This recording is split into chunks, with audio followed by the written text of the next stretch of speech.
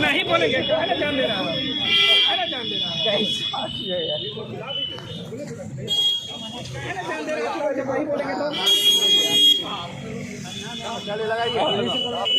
Role role role role.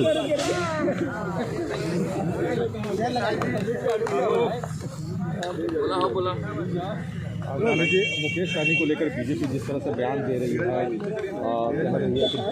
लोगों नीचे कर भाई। देखिए, भारतीय जनता पार्टी के शीर्ष नेतृत्व से हमारा अनुरोध है कि अविलंब इस तरह के बयान देने वाले नेताओं पर अंकुश लगाए।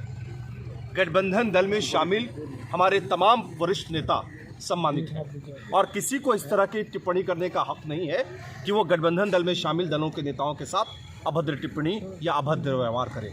ये निंदनीय है और जो भी नेता इस तरह का कृत्य कर रहे हैं, हमें अनुरोध है भारतीय जनता पार्टी के शीर्ष नेतृत्व से कि अपने नेताओं पर अविलंब रोक लगाए। मुकेश सहनी के साथ गलत हो रहा है। निसंदेह अगर हमारे साथ एनडीए में कोई नेता शामिल है, कोई दल शामिल है और आप उसके सुप्रीमो के साथ अनर्गल बयानबाजी कर रहे हैं, उनको धमकियां दे रहे हैं, ये कहीं से ठीक नहीं है। आप लोग शराबबंदी कानून को वापस समर्थन में है मुकेश सहनी के? निसंदेह एनडीए के हर उस नेता के हम समर्थन में है जिस नेता के साथ कोई बदसलूकी करे, उनके साथ बद बयानबाजी करे।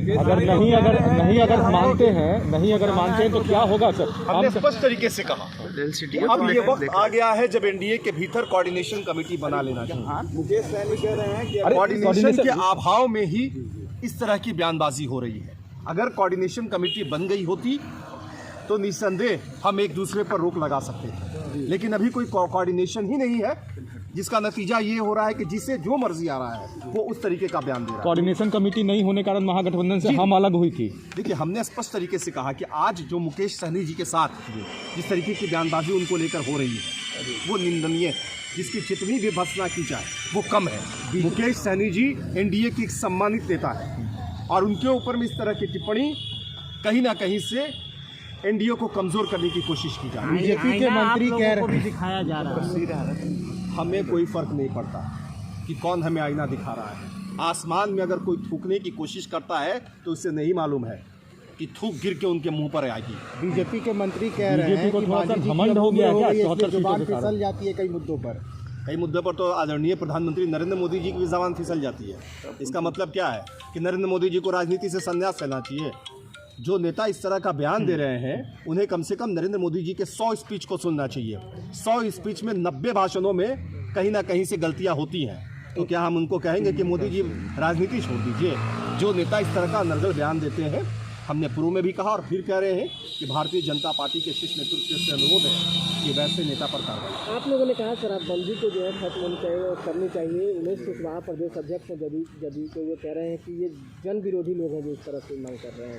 तो अगर जन विरोधी बात है तो देश के सरकार को कहें, देश में एनडीए की सरकार है। उमेश कुशवाहा जी के जो नेता हैं वो केंद्र में मंत्री बने हुए हैं। केंद्र सरकार पूरे देश में शराबबंदी लागू कर दे, किसने रोका है भाई? अगर जनता के साथ ये कानून है तो पूरे देश में शराबबंदी हो जानी चाहिए, हम उसके पक्ष पर हैं। लेकिन इसका मतलब ये नहीं कि शराबबंदी की आड़ में जहरीली शराब बेचा जाए और जहरीली शराब पी करके बिहार की आवाम मरे।